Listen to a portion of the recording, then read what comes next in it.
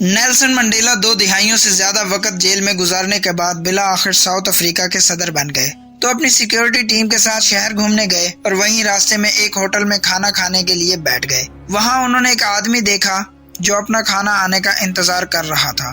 Nelson Mandela نے اپنی security افسر سے کہا اس شخص سے کہیں اپنا کھانا لے کر ہماری میز پر آ جائیں اور یہیں بیٹھ کر ہمارے ساتھ کھانا کھائے۔ وہ شخص آ گیا۔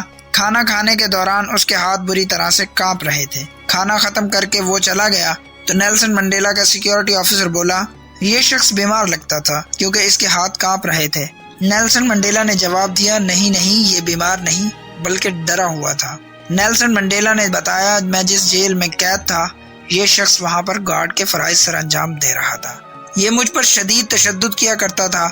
جب میں نڈال ہو کر پانی مانگتا تو یہ میرے سر پر پیشاب کیا کرتا تھا۔ آج اس کے ہاتھ اس لیے کانپ رہے تھے کہ میں صدر ہوں اور اسے لگا کہ میں اس سے انتقام لوں گا، لیکن انتقام ایک ایسا جذبہ ہے جو قوم کی تعمیر میں مدد دینے کی بجائے اسے بربادی کی طرف لے جاتا ہے، جبکہ صبر اور صلہ رحمی کا جذبہ قوم کی تعمیر میں مدد دیتا ہے۔